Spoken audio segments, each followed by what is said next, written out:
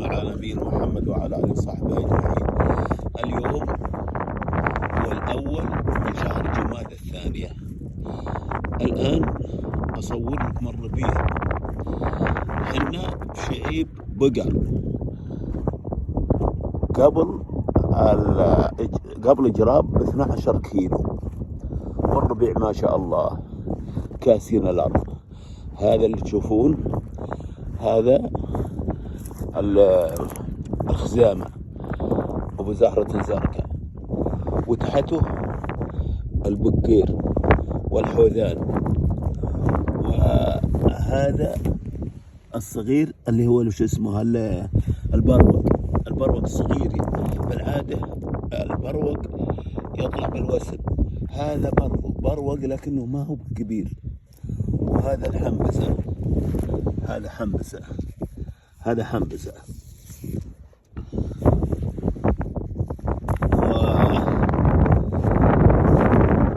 شعيب بقر قبل الإجراب ب 12 كيلو، والأرض طبيعته نفود وشعيب وطلاح. هذه طلاح واجد. هذه طلاح، هذه موقعنا، هذه سياراتنا، وهذه خيامنا المخيم، وهذول ناس ثانيين، وفي مخيمات كثيرة لكن المحل واسع. هذا النفود نفط، كله نفط وشعيب وطلاح كبار، وربيع الحمد لله، ربيع فوق ما تتصورون. هذا قلت لكم من الخزامة هذا. وبعدين واشجرات ذولي، هذه جثياث، والجعدة في جثياث. في الجثياث طبعا ما يستفاد منه، ولكن الجعدة يتعالجوا به، يحطونه كوب الحريم، ما ادري وش عاد، لكن هذه جزء، هذه جعدة لان ريحة زين. امس مرينا على فيضة، يقولون لنا فيضة الشيح، دورنا بشيح ما لقينا شيح، لان الشيح زين ويحبونه الناس ويعالجوه، الاولين يعالجوهم ويكبون ويحطونه شاهي ولو انه مر بالحيل. فالحقيقة الموقع ممتاز جدا. اليوم مثل ما قلت انه اليوم 1 شهر جمادى الثاني عام 45، والحمد لله ربيع. هذه المخيمات الثانية وسيارات ماشية. الخط قريب منا، الخط هذا عنا حوالي يمكن 300 متر أو 200 متر، والأرض سهلة، اللي يعني السيارات حتى الصغار تمشي به خطوط وصلابة الأرض وزينة.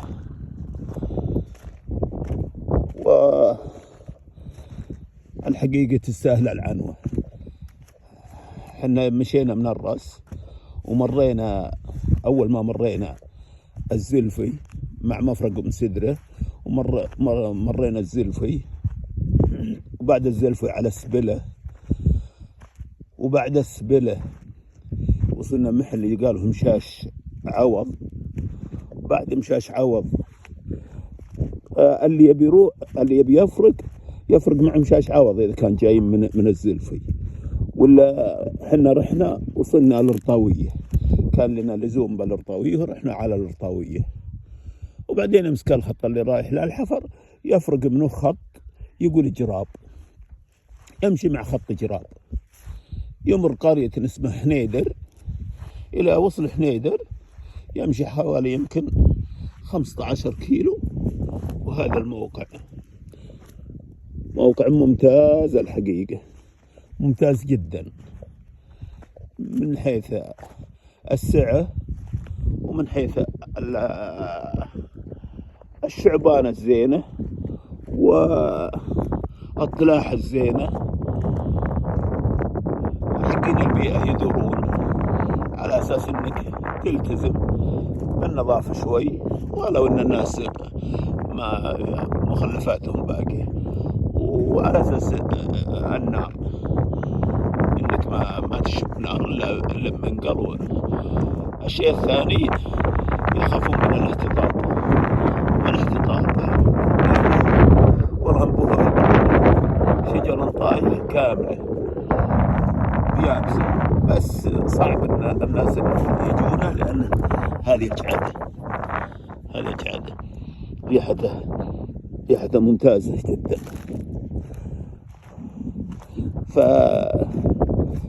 فالاحتطاب بالطبع ممنوع، ولكن هو شجر يابسة وطايحة، لكن بس الناس يخافون، البيئة ما تسمح. احنا جايبين حطبنا معنا، والحقيقة حبيت نقول لكم هذا بس للعلم، واللي يبي يكشت لا يفوت هالموقع، هذه الله أعلم نشيح، هذه خلنا نشوف، والله شيح، هذه شجرة شيح.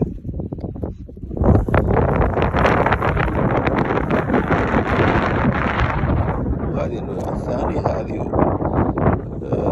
شيح. وهالجعادة، الشيح والجعادة ما يفرقن كثير، وريحتنا قريبة من بعض، لكن بالنسبة للربيع ما شاء الله الربيع. هذا شوف اللي قدامي ذا وشلون،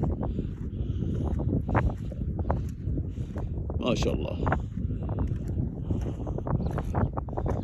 هذا الشري، هذا الحنظل، هذه لا ما هي بربيع ذي، هذه الغزالة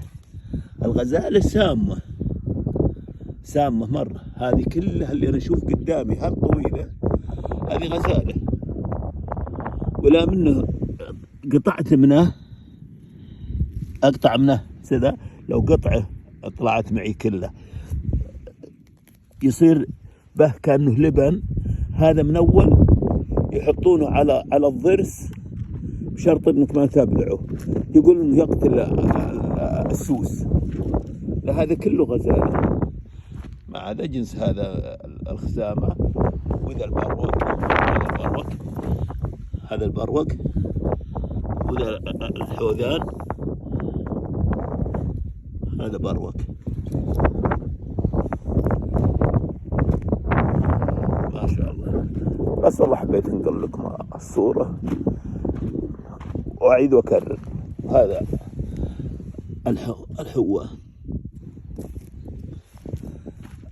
أعيد وأكرر إن المكان زين بالحين، اللي قريب ويبي يكشت هو يبعد عن الرص بحدود 280 كيلو. وفقكم الله، والسلام عليكم.